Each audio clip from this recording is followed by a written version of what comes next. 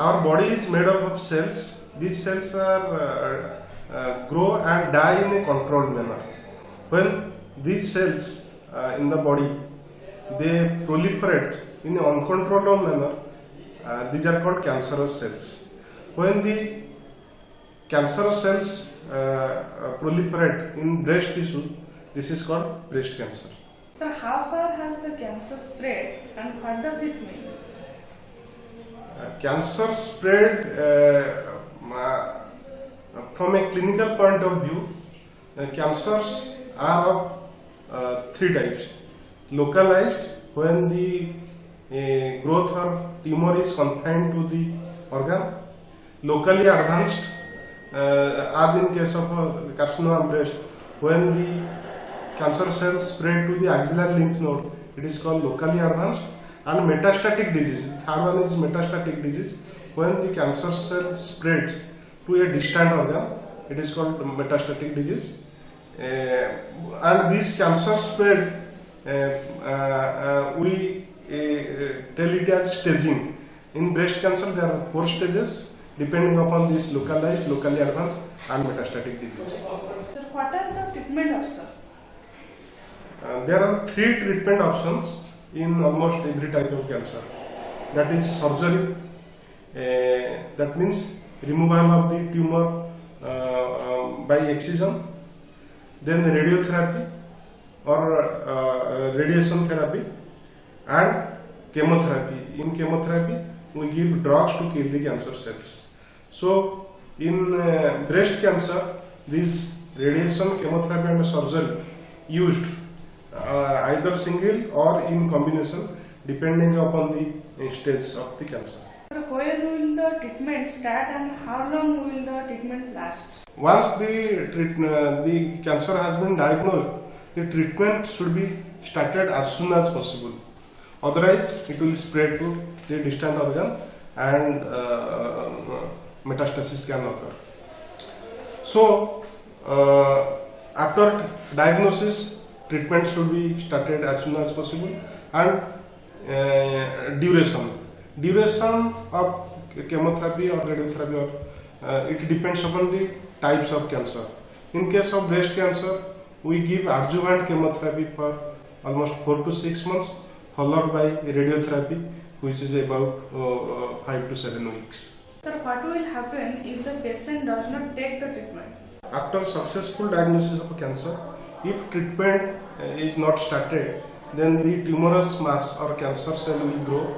So they will cause local symptoms like pain, bleeding, and the tumor cells will spread to distant organs, leading to metastasis and distant organ dysfunction. So that may lead to death of the patient. What are the possible side effects of the treatment? The side effects of treatment, that is chemotherapy, it varies from drugs to drugs, and depending upon the chemotherapy agents or their combination, the side effects also differs. But the common side effects are nausea, vomiting, mucositis or oral ulceration, diarrhea, pain throat, constipation, and skin pigmentation. Sometimes drugs like alpha-cyclines, they cause cardiac side effects like cardiomyopathy or heart failure. These are the common side effects, and sometimes late side effects occurs with chemotherapy agents are acute leukemias, then growth retardations. These are the common side effects of chemotherapy agents. When the patient is on treatment, will the patient require any other tests? During chemotherapy, there are some tests we usually do to know the response to chemotherapy. These are imaging tests like ultrasound, CT scan, MRI or PET scan. These tests we do periodically whether the tumor is responding to chemotherapy or not. But before each chemotherapy, routine investigations like complete blood count, renal function test and liver function test is also required, whether the patient is able to take the chemotherapy or not. So once the treatment is over, how often will the patient need a checkup? After completion of treatment, In most of the solid tumors, the patient should be on regular follow-up, and most of the time the patient should be follow-up every 3 monthly for 2 years, then every 6 monthly for the next 3 years, and after 5 years, every yearly checkup up to 10 years is required in most of the solid tumors. And in each checkup or each visit, patient have to be examined properly, physical examination along with proper or adequate history, and addressing the symptoms.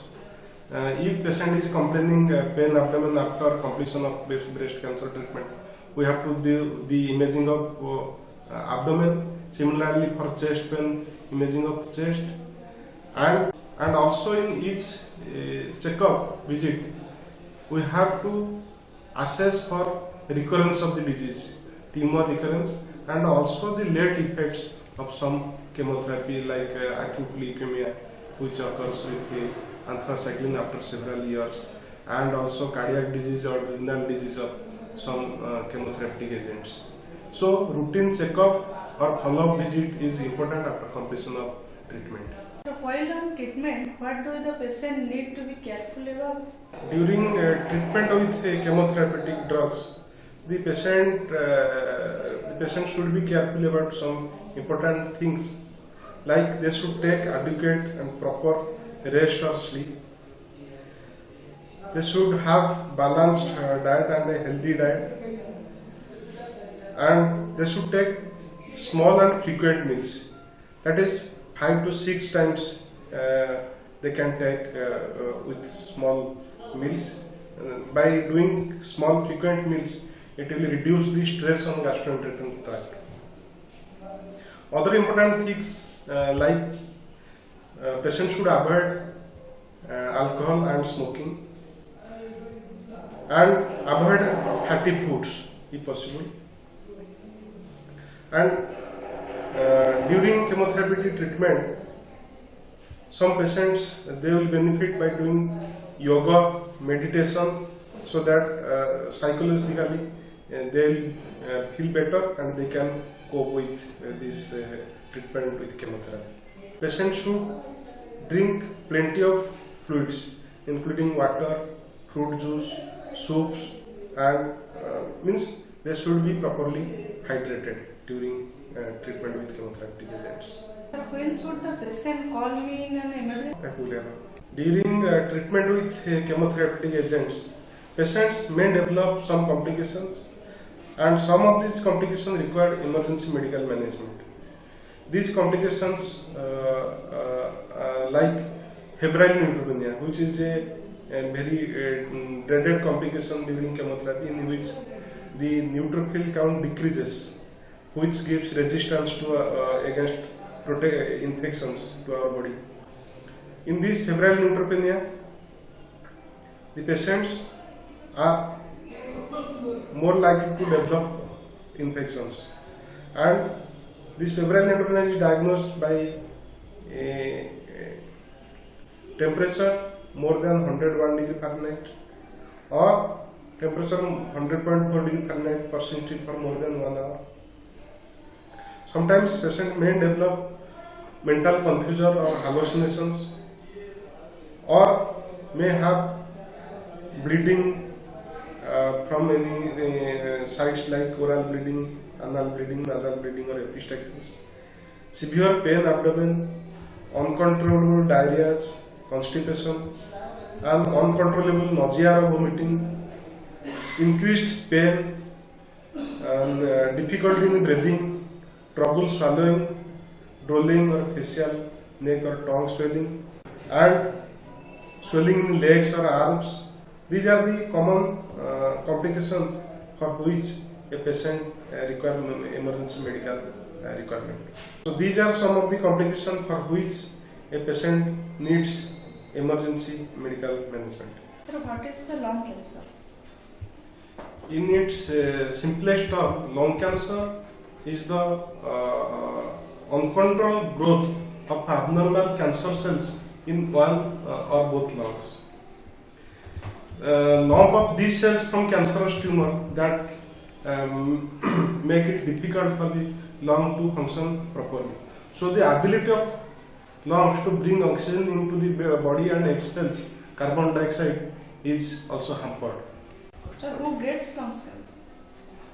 Lung cancer is rare in people under age of 45, and it is more common in elderly patients of age 60 to 70 years. And it is more common in smokers, and it has been seen that about 90 to 95% of patients, they are smokers. It is not that non-smokers will not develop. It has been also lung cancer can occur in non-smoker patients, but it is common in smokers. What are the risk factors? In patients with lung cancer, history of active tobacco smoking was found in 87% of males and about 83% of females. And history of passive tobacco exposure is found in about 3% of patients. So 90% of all cases result from tobacco exposure. So in a nutshell, the risk factor for lung cancer is smoking, and smokers who smoke 1 pack cigarettes per day are 20 times more likely to develop lung cancer than who are not smokers. So smoking is the most important risk factor for lung cancer, and other risk factors like asbestos exposure, radon gas exposure, other aromatic hydrocarbons like polycyclic hydrocarbons. These are some other rare risk factors for development of lung cancer. What are the most common symptoms for lung cancer? The common symptoms of lung cancer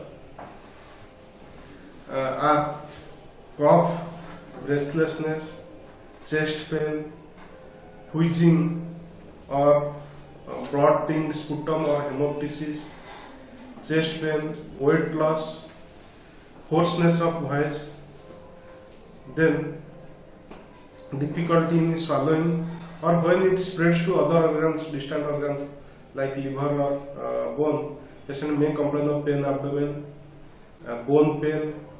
These are the common symptoms of lung cancer. Can a non-smoker of lung cancer? Yes, it has been seen that about 10 to 15% of patients are non-smoker in lung cancer, and most of them, it has been seen that they have second-hand or passive smoking exposure. So even though we call them as non-smoker, they may have passive smoking exposure. How it treated? To treat lung cancer, 3 modality of treatment is used.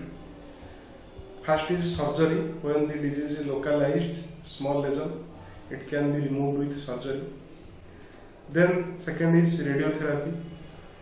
Radiotherapy is used to treat localized disease, and also it can be used in palliative setting for bone metastasis or cord compression.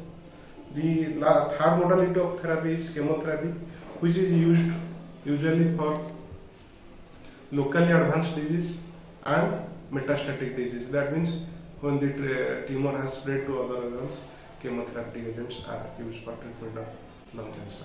So can lung cancer be prevented? Lung cancer can be prevented because we have seen that about 90 to 95% of patients of lung cancer are smokers. So by avoiding smoking or preventing smoking, we can avoid for the development of lung cancer. If a person is smoking, by quitting the smoking, he can reduce his risk. And it has been seen that those are former smokers and they have quitted for 10 years, the risk has been reduced by 30 to 50%. So what are the different types of lung cancer? Lung cancers usually are of 2 types, small cell lung cancer and non-small cell lung cancer. And among non-small cell lung cancers, there are several subtypes like adenocarcinoma is most common, then small squamous cell carcinoma, large cell carcinoma, bronchoalveolar carcinoma. These are the varieties of non-small cell lung carcinoma. The non-small cell lung carcinoma is more common, consisting about 85%, and small cell lung carcinoma is about 15%. This small cell carcinoma is almost always associated with smoking, and it is more aggressive and presents with widespread metastatic disease, so patient will be more symptomatic. Whereas non-small cell lung carcinoma, about 1/3 of patients are almost asymptomatic. They can present with localized or local advanced disease, and they are less aggressive than small cell lung carcinoma. So can it be detected early? Unfortunately, there are no such tests that it can be detected early, but some of the trials done by the US task force, they have shown that by doing low dose spiral or helical CT, it can be detected early so that treatment can be started. So does diet affected the? In December 2013, the US Preventive Service Task Force, they released a recommendation for annual screening for high risk patients. That means those are 55 to 80 years with 30 back years history of smoking. By doing this low dose helical CT, it can detect the lung cancer in the early stage so that they can be treated. Does diet affect the lung cancer? Though some of the hypothesis has been proposed that some dietary factors can prevent lung cancer, it is not yet proven. And one of the important trials in which beta carotene or vitamin A was used to prevent the lung cancer, but in analysis, internal analysis, the investigator they show that they found that instead of preventing, it increases the risk of the lung cancer. So that trial has been closed, and now till date no dietary factors has yet been proven to prevent the lung cancer.